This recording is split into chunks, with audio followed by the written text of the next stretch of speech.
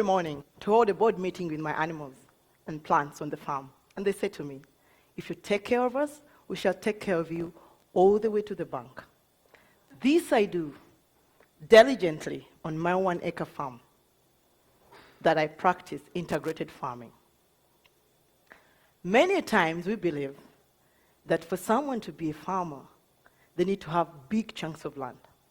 And it makes economic sense because of the high yields they get if they look after their farms very well.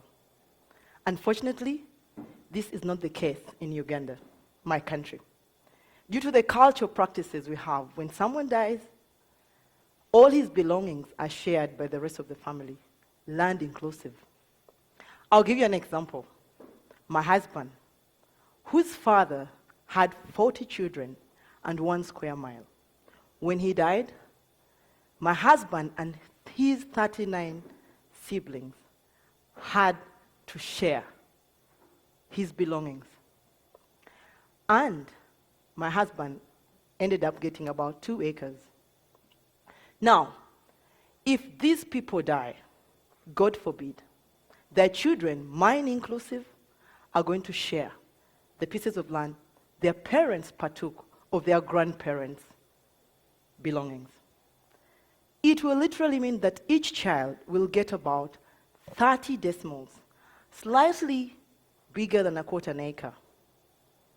Does that mean these children won't farm, considering that the backbone of our nation, Uganda, is agriculture? I know someone in Kenya who makes hell lots of money from just a quarter, a piece of land, with 40 Frisian cows. I divided my farm into 4 quarters. The first quarter, I keep pigs. And I play with the pig dung, with the 30 sows I have, to produce food for chickens and fish. This is what I do. In the morning when I pick the pig dung from the piggery house, I leave it out in the open for 6 to 8 hours. And in so doing, flies come along and they lay eggs on it. I then cover it for 4 to 5 days, and when I open it, I get nice, juicy maggots. These I feed my chickens. And then, after I've picked the maggots out of the pig dung, I still introduce earthworms. And when I do, the earthworms multiply. As they're multiplying, they eat on the pig dung and they produce soil. This soil I use to grow vegetables. And sometimes I sell to the people in the city as for their potted plants. And as the earthworms multiply, they excrete. When they excrete, I use their excreta as a pesticide and a fertilizer for my garden. Pig dung is gold to me because I save 80% of my cost of production by feeding the chickens and the fish, which I wouldn't have done if I was using commercial feeds. The second quarter, I keep cattle.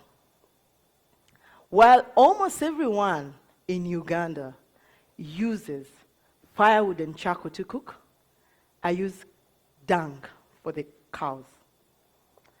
I introduce it in an anaerobic digester. This is an airtight tank that uses microorganisms to degrade the cow dung. And in the process, it produces biogas that I use to cook. I don't have soot, while the rest of the people who use charcoal and firewood do.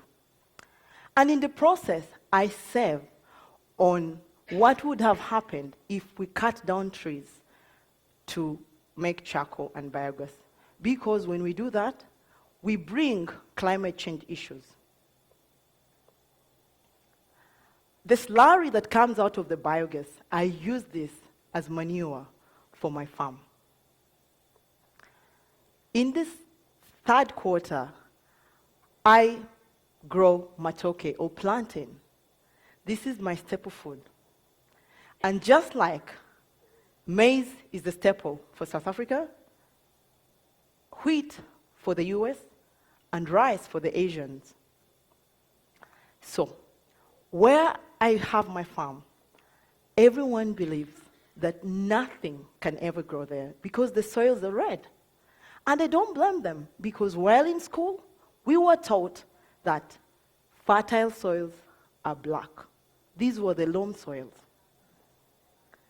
But the soil in my garden says, uh-oh, you won't grow here. And the matoke says, I will if I'm given water and manure. This I do by collecting all the urine from the pigs, all the urine from the cows, and the slurry. If I'm not mistaken, I'm the best matoke farmer in my country. Because in a quarter an acre, I get 30 bunches from this. And on average, I sell each bunch at $10. The fourth quarter, I keep fish. In a space of 2 meters by 4 meters by 1 meter depth, I can keep 500 catfish. I also do aquaponics. This is where water that comes from the fish goes through the plants, and as it goes through the plants filter it because they take the ammonia, the nitrates that were produced with the fish dung.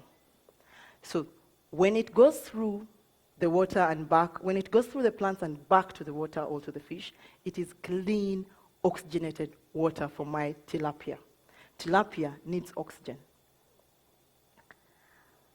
In a space of 8 meters by 15 meters, I grow tomatoes, and I can have 4,800 kilos in 6 months, which amounts to about 2,700 US dollars.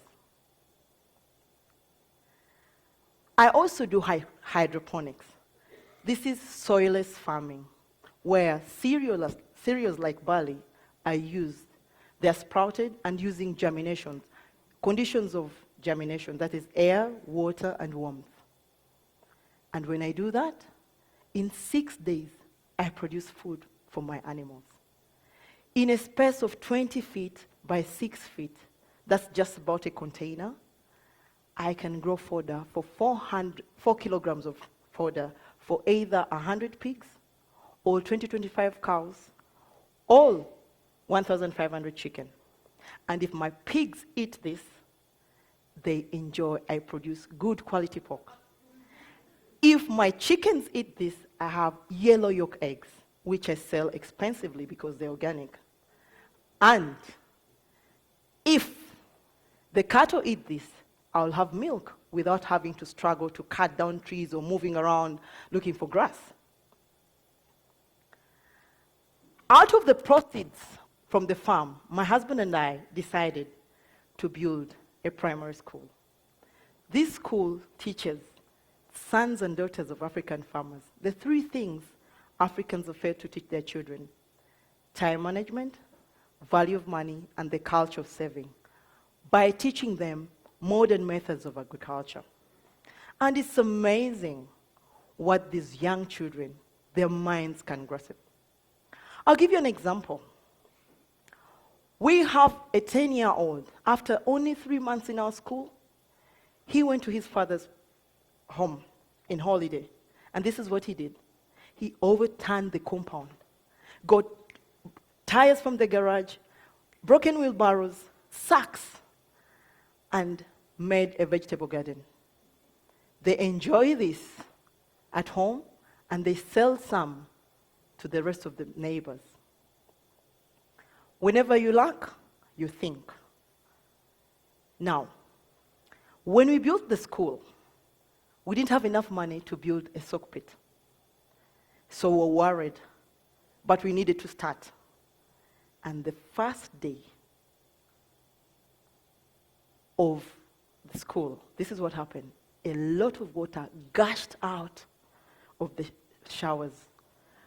And we're like, wow, this is too much. But we use this as an opportunity. It is what we use in our garden and the rest, so we can be able to produce very big fruits. This is what happens when, if every one of us uses what they have at their disposal. An example, I use the dung to my disposal to make a lot of money.